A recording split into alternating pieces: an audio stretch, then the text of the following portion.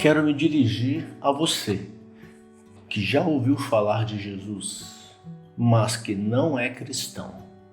Digo a você, com amor genuíno e com todo o sentimento de minha alma, que ele não foi somente um grande líder religioso de sua época e que influencia todo o pensamento ocidental há mais de 2000 anos. Jesus transcende a terra, pois ele é, antes dessa terra existir. Foi o seu Criador e de mundos sem fim. Aquele que tem o dom do amor supremo sobre nós e nos salvará de todo mal e de toda dor, se dermos ouvidos à sua voz. Sim, Jesus disse: eu sou o caminho, a verdade e a vida, e ninguém vem ao Pai senão por mim. Eu vim para que tenham vida e a tenham em abundância. Sim, você que ainda não acredita em Jesus como o Salvador da humanidade, mas que tem bons sentimentos no íntimo do seu coração, ainda que não tenha mais do que o desejo de acreditar, deixe essa fagulha despertar e acender a chama que vai aquecer o seu coração e expandir a sua mente para as boas novas dos ensinamentos e promessas que Jesus nos deixou. São vários ensinamentos, são inúmeras as promessas. Aceite Jesus como seu Salvador. Aceite o convite que ele fez. Vinde a mim, todos os que estáis cansados e oprimidos, e eu vos aliviarei. Tomai sobre vós o meu jugo e aprendei de mim, que sou manso e humilde de coração, e encontrareis descanso para vossas almas, porque o meu jugo é suave e o meu fardo é leve. Agora quero me dirigir a você, que é cristão, sim, mas que não é mórmon, ou seja, que não pertence a nenhum dos ramos da restauração, seja qual for a sua religião, denominação ou doutrinação. Digo a você, cristão não mórmon, também com amor genuíno e com todo o carinho e sentimento de minha alma, que Jesus é o Cristo, nosso Senhor e Salvador, e que a Bíblia é a palavra de Deus. No Velho Testamento, lemos que desde a primeira dispensação dos tempos, com Adão, o primeiro homem na terra, o Senhor tem levantado profetas para trazer à luz seu Evangelho, com o propósito de revelar a sua vontade ou alertar o povo do convênio sobre iminentes catástrofes ou infortúnios e como protegê-los. Assim, em cada início de dispensação, que foi com Adão, depois Enoque, Noé, Abraão e Moisés, o Senhor trazia o seu Evangelho e cada profeta, em suas respectivas épocas, recebia um comissionamento que correspondesse às dificuldades e exigências de suas próprias dispensações. E assim foi sendo escrito o Velho Testamento. E por certo que as orientações do Senhor dadas a Noé, por exemplo, já não eram suficientes para os dias de Abraão, que também não serviria para Moisés libertar o povo hebreu do cativeiro egípcio. No Novo Testamento, que abre a sexta dispensação, lemos que Jesus esteve na terra no meridiano dos tempos para cumprir a sua missão e deixou muitos ensinamentos aos judeus, o povo do convênio da época. E também disse: ainda tenho outras ovelhas que não são deste aprisco. Também me convém conduzir estas, e elas ouvirão a minha voz, e haverá um rebanho e um pastor. Jesus veio ao seu povo, os judeus, que o rejeitaram. E assim também aconteceu com muitos profetas antes dele, em que o povo do convênio rejeitava, como foi, por exemplo, o caso de Noé. Depois que Jesus ascende aos céus, os apóstolos prosseguem com vigor na obra, mas as artimanhas dos homens, ao mesmo tempo que faz com que o nome de Cristo seja levado ao mundo ocidental, seu evangelho é corrompido e misturado aos preceitos de Babilônia, e cai em apostasia, como inclusive profetizado por Jesus e alguns de seus apóstolos, mas Jesus disse que tinha outras ovelhas a conduzir, em outro aprisco, e foi o que ele fez, porquanto visitou outros povos, talvez todas as 10 tribos perdidas da casa de Israel, ou algumas delas, mas saiba que um ramo da tribo de José Jesus visitou. E o relato dessa visita está no livro de Mórmon, que então passa a se juntar à Bíblia Sagrada em meados de 1830, graças a Joseph Smith Jr., um jovem que foi levantado pelo Senhor para restaurar seu evangelho e trazer à luz um novo registro de escrituras. O chamado de Joseph Smith Jr. como profeta, ocorrendo na abertura da 7ª e última dispensação, também chamada plenitude dos tempos, porquanto antecede a esperada e prometida segunda vinda de Jesus, é o início, portanto, de uma nova era na história de Deus com seu povo, e o esperado tempo da restauração de tudo, dos quais Deus falou pela boca de todos os seus santos profetas desde o princípio. E mostra também a necessidade de que novas revelações sejam ditadas por Deus ao seu povo através de um profeta nestes últimos dias, da mesma forma que foi feita com os profetas antigos e com o antigo povo do convênio. Ademais, o povo do convênio de hoje vive numa sociedade muito mais complexa, confusa e ruidosa, necessitando de novas orientações específicas e adaptadas aos nossos dias, assim como sempre ocorreu no passado. O profeta Joseph Smith Jr. recebeu várias revelações sobre a criação da terra, sobre o sacerdócio e seus ofícios, sobre as ordenanças e sua correta realização, sobre a ordem unida e até mesmo sobre os conflitos armados no estado americano da Carolina do Norte e sobre a Guerra Civil Americana em 1861, quase 20 anos após a sua morte, em 1844, em Carthage, Illinois, nos Estados Unidos. Essas revelações, desde 1832, formam um livro de escrituras no cânone Mórmon, chamado Doutrina e Convênios, divididos em seções, sendo cada seção uma revelação recebida pelo profeta Joseph Smith Jr. Enfim, são vários ensinamentos.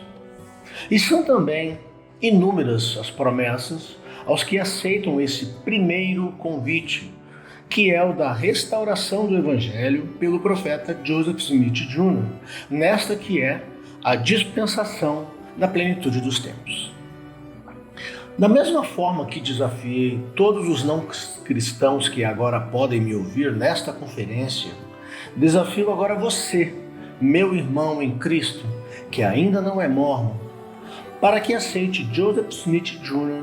como um profeta de Deus, nesta que é, repito, a dispensação da plenitude dos tempos, e também o livro de Mórmon como a palavra de Deus, pois traduzida pelo dom e poder de Deus pelo vidente, sim, Joseph Smith Jr. Aceite o primeiro convite. Agora, quero me dirigir a você, que é mórmon, de qualquer um dos vários ramos da restauração espalhados pelo mundo, mas que estão principalmente nos Estados Unidos hoje em dia.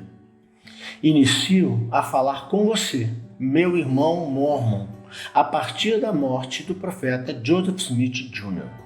Sim, porque você já conheceu e aceitou todos os institutos da restauração do Evangelho de Jesus Cristo em sua vida, como o Livro de Mormon, as revelações de Doutrina e Convênios, o Profeta Vivo, o Coro dos 12 Apóstolos e dos 70 Vivos, o Sacerdócio e os Templos. Sim, inicio a falar com você, meu irmão Mormon, a partir da morte do profeta Joseph Smith Jr., porque com o seu cruel assassinato, martirizado em 1844, muitos chamaram para si a responsabilidade pela condução da igreja. E daí foram surgindo várias ramificações a se espalharem pelos Estados Unidos e depois por toda a terra.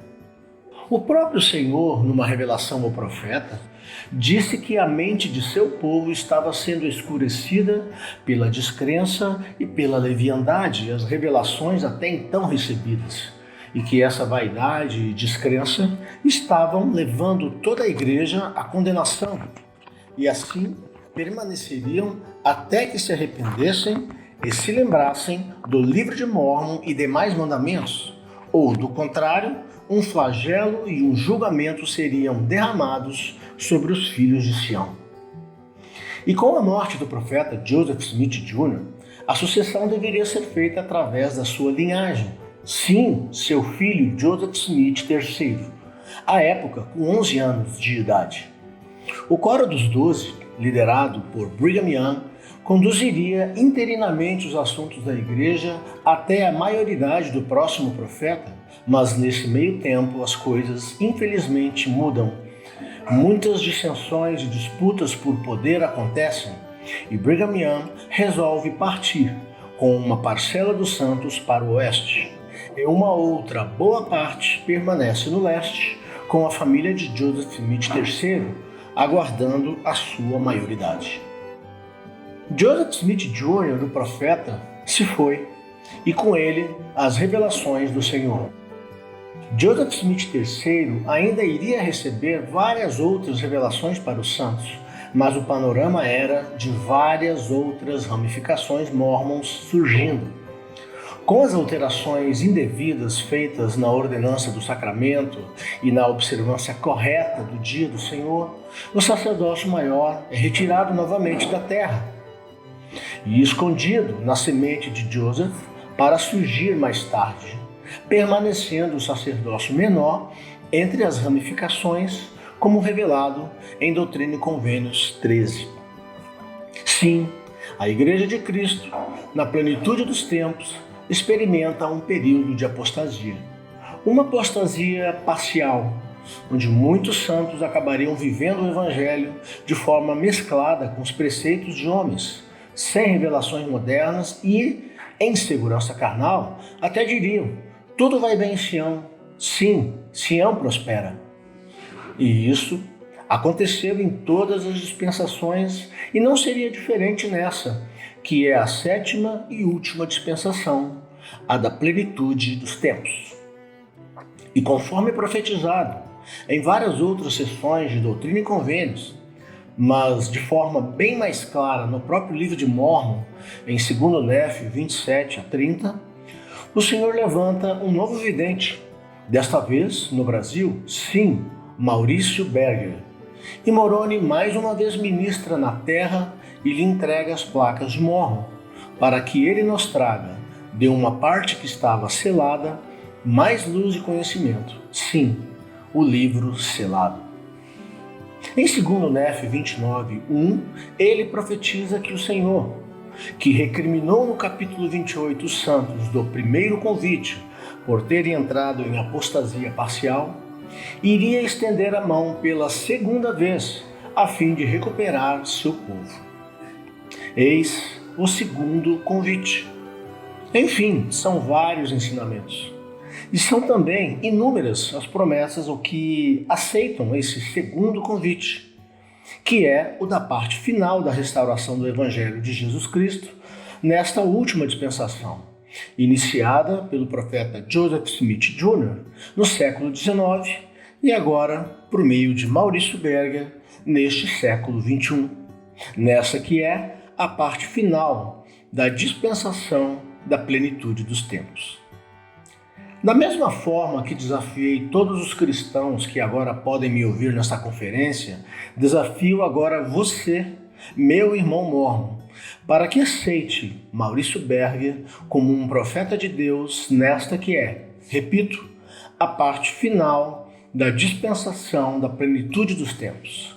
E também o livro selado com uma palavra de Deus, pois traduzida pelo dom e poder de Deus, pelo vidente, sim, Maurício Berger.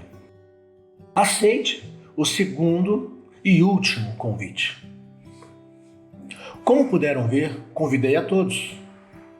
Todos são bem-vindos, não importa de qual parte vierem, porque Deus não faz acepção de pessoas.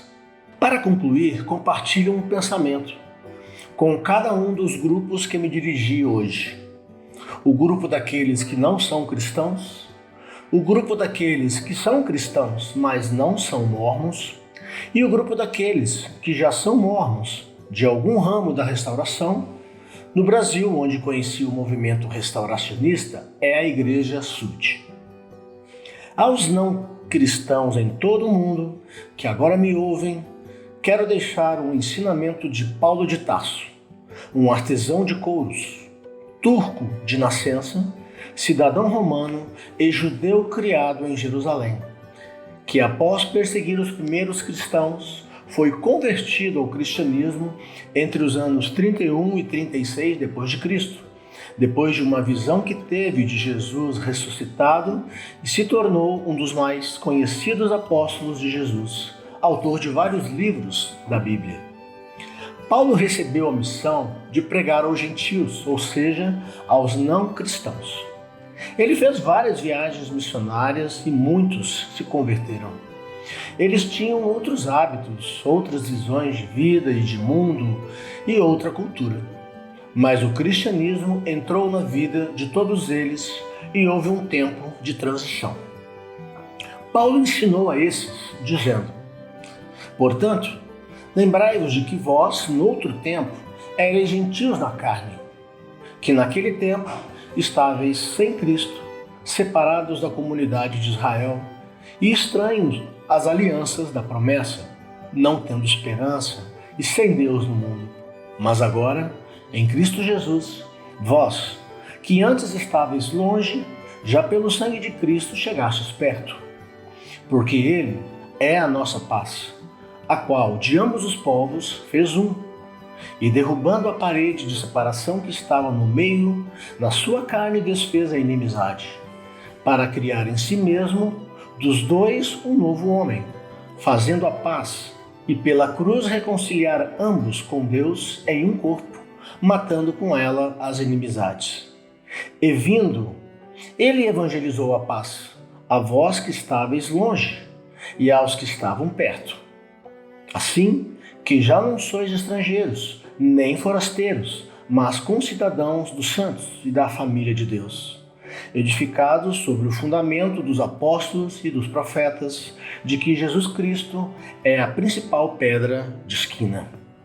Agora, aos que são cristãos, mas não são mórmons, deixo-vos os ensinamentos de Jesus nas Américas. Sim, aquele povo que mencionei no início desta passagem, os nefitas, cujo registro está no livro de Mórmon. Sim, aquelas ovelhas mencionadas por Jesus aos judeus nas terras poeirentas da Palestina foram de fato conduzidas por ele, já um ser ressurreto e glorificado, e ouviram a sua voz pessoalmente aqui nas Américas. Após Jesus se apresentar ao povo nefita, ensinar as beatitudes que revelou anteriormente nos arredores de Jerusalém e comissionar 12 discípulos para ministrar entre esse povo, ele confirma o que profetizou sobre as ovelhas de outro aprisco e ainda joga mais luz sobre as demais tribos. Jamais me deu o Pai o mandamento de que eu lhes falasse a respeito das outras tribos da casa de Israel que o Pai conduziu para fora daquela terra. E agora, por causa de sua obstinação e incredulidade, não compreenderam minha palavra. Portanto, o Pai me ordenou que nada mais lhes dissesse a respeito disso. Em verdade vos digo que sois aqueles de quem falei. Tenho também outras ovelhas que não são deste aprisco. Também devo conduzir estas, e elas ouvirão a minha voz, e haverá um rebanho e um pastor. E não me compreenderam quando eu disse que elas ouviriam a minha voz. Nem me compreenderam quando disse que os gentios jamais ouviriam a minha voz, que a eles não me manifestaria a não ser pelo Espírito Santo. Mas eis que vós ouvistes a minha voz, e me vistes, e sois minhas ovelhas, e sois contados com os que o Pai me deu. Quero testificar que, assim como a Bíblia cumpriu sua missão de agregar os cristãos por séculos em torno dos ensinamentos de Jesus, o livro de Mórmon chega aos remanescentes da casa de Israel nos primórdios desses últimos dias como um testemunho de um outro povo acerca de Jesus, para convencer judeus e gentios de que ele é o Cristo e que se manifesta a todas as nações, e que seu vidente e tradutor, Joseph Smith Jr., é o vidente, tradutor e profeta levantado pelo Senhor para guiar seu povo e receber novas revelações para a nossa geração com vistas à nossa salvação eterna. E por fim, aos que são o povo do convênio, sim, todos vocês que agora me ouvem e que pertencem a algum ramo da restauração, portadores da maravilhosa luz do Evangelho em seus lares e em seus templos, e que já possuem um testemunho dessa predita restauração que está em curso desde Joseph Smith Jr., e também um testemunho do livro de Mórmon, do profeta vivo e das revelações modernas registradas em Doutrina e Convênios, eu também deixo uma escritura que, ansiosamente, espero que toque o seu coração e expanda a sua mente. Sim, uma escritura nova, à semelhança de um vinho novo que vos é apresentado e que precisa ser recebido e envasado num odre novo, significando nossa mente atenta, nosso coração quebrantado e nosso espírito contrito.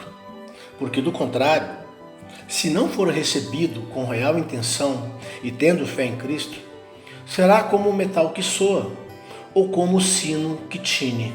Serão palavras seladas ao entendimento e ao sentimento que precisamos absorver. São palavras de Moroni no livro selado. E agora, eis que desejo falar algo para aqueles que chegarão a ter em suas mãos as palavras deste livro, após o Senhor estender seu braço sobre os gentios nos últimos dias. Pois eis que haverá muitos, dentre os gentios e também dentre os judeus, que não endurecerão o coração em relação às palavras deste livro, sobre o qual Nefe profetizou, quando este livro for revelado aos filhos dos homens e for escrito para os gentios e selado novamente para o Senhor. Eis que vos é chegado o tempo para rasgardes este véu que vos leva a permanecer neste tão terrível estado de iniquidade e dureza de coração e cegueira de mente. Pois as palavras que vos chegam deste registro, o livro selado de Mórmon, são como a ponta dura do malho que despedaça a dureza da rocha, que reveste vossos corações empedernidos por vossas tradições, e como o fogo do fundidor, que refina e purifica as imundícies de seus pensamentos, manchados pelos preceitos dos homens.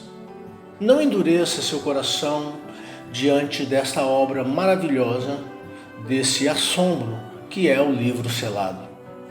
Não olhe para ele como uma barreira ou um muro, mas como uma ponte. Seu coração abriga seus bons sentimentos. Não deixe sua mente sabotar seus sentimentos. Aceite o livro selado. Aceite o segundo convite, que foi trazido pelo Senhor através do novo vidente, tradutor e profeta hoje na terra, sim, Maurício Arthur Berger. Em nome de meu Salvador e Mestre, sim, Ele, Jesus Cristo, deixo essa esperançosa mensagem ao mundo. Amém.